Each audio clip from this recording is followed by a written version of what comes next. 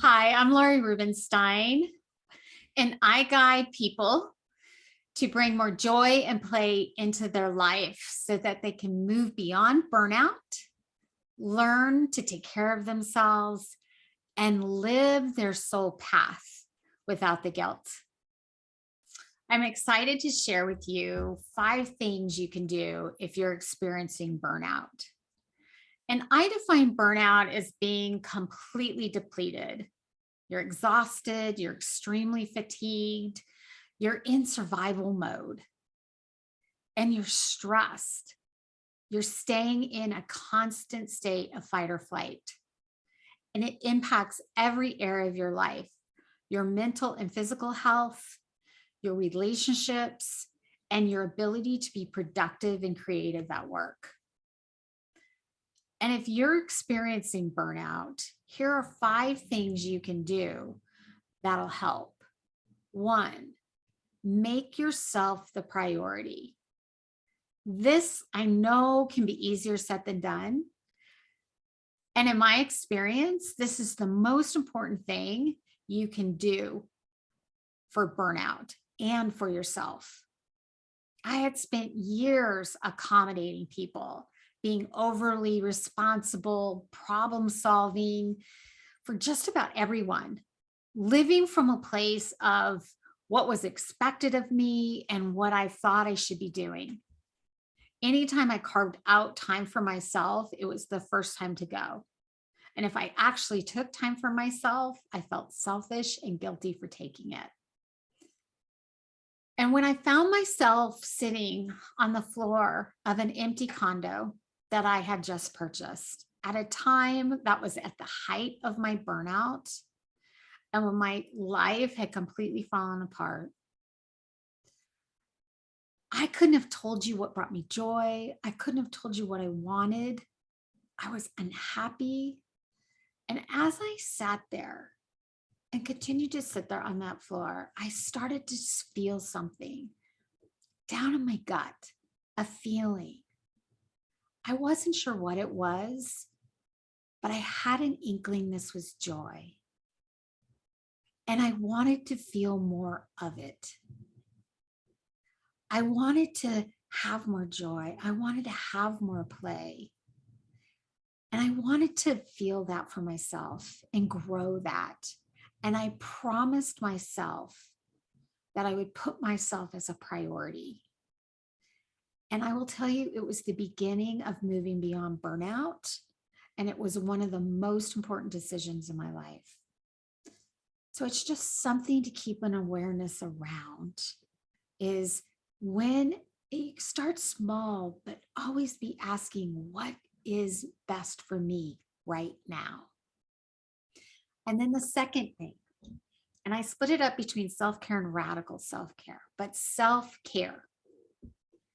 And I consider self-care taking care of the body, taking care of your health. It's getting enough sleep, it's eating well, it's exercising. Without our health, there's really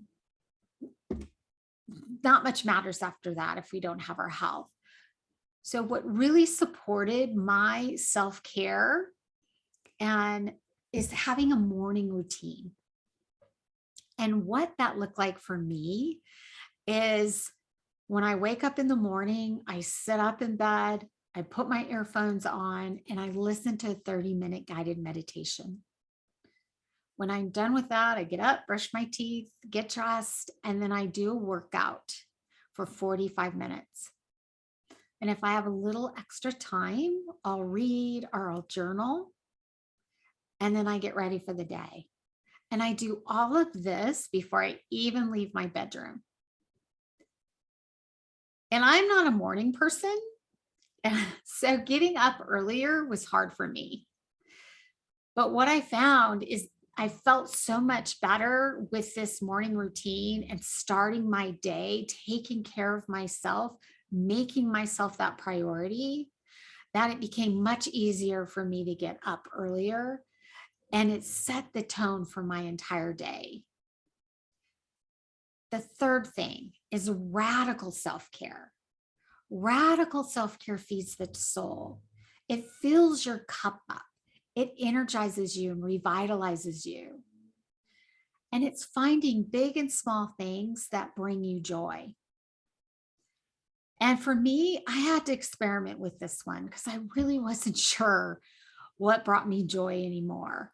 I had kind of lost a part of myself. And I knew I wanted more joy, play, and fun in my life. I wanted to feel fulfilled and laugh again. I wanted to be happy. So I started looking at what I loved to play as a child and the different things that I did. And I looked for a common element that ran through all the things that I love to play. And one of the common elements that was pretty common through everything I do that brings me joy is nature. So I started to experiment with things that involved nature. I started experiment with hiking, biking, walking, going to the botanical gardens, just sitting outside on my back porch. And I paid attention to how I felt when I did these activities. The ones that when I finished, I felt energized and revitalized and joyful. I continue to do more of. So I invite you to start here. Experiment and see what experiments you could play with and different elements that energize you. So the fourth, sprinkle things that fill up your cup throughout your day. Many of us don't have a lot of time throughout our work days. And sometimes we don't have much time in the weekends, and with that get eaten up with errands and to-do lists and kids and practices and games and the things that can take up a lot of time. So it's important to find things that you can sprinkle throughout your day in 5, 10, 15-minute periods. One of the things that I did was, again, I used nature to play with and experiment. And nature always brings me joy and fills up my cup. So it's kind of my go-to. And I try to get outside from my office during the work week and take a quick walk around the block. Or I can just sit outside my back patio and enjoy a cup of coffee before I go to work, go to my office. Even stepping outside to walk down to the local coffee shop to pick up a salad for lunch, it energizes me. It's just that little bump that revitalizes me. And when I can kind of pepper these throughout my day, it keeps my energy up and keeps me motivated and revitalized. One of my clients loves to drop by a little store by her office that has really funny cards, and she'll go in and get lost in the funny cards for 5 or 10 minutes. Or she'll walk to her coffee shop that is down the street from her office and order a cup of coffee and sit there and drink it. And that gives her just a state change. It gives her a bump in energy. She gets out of the office. So it's just finding little things. So I encourage you to play with different things that can energize you, that can fill your cup up, that you can sprinkle through 5, 10, 15 minutes throughout your day. Give it a try. And, it might be just as simple as stopping and breathing for a few minutes. Try it. And then number 5, this is a big one. Learn to say no. One of the behaviors that contributed to my burnout was my inability to say no. I was capable. I got things done. People could depend on me. And the more things I got done, the more I was asked to do things. And I couldn't help it, but I just would say yes. I could solve the problem. I could help. I'd say yes. If somebody needed me, I'd say yes. And what I had to really learn was just because I could didn't mean I should. That was really pivotal for me. I got clear on my priorities and realized that time I spent in one area was taking time away from another area. I became much more intentional about the best use of my time. Next time you're asked to do something, ask yourself 2 questions. And I know this can be sticky,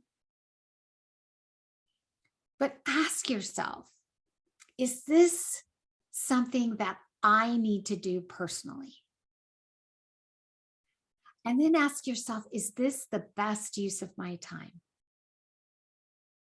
And again, I know it can be sticky because this is a big one for a lot of people. But just becoming more aware and intentional about what you say yes to will make it much easier for you to say no. And many times I have found that when I say no, because it's not right for me, it ends up being right for everybody else involved. So give these things a try because I know they can make a difference if you're feeling burned out. I know they made a difference for me. Thank you. Bye-bye.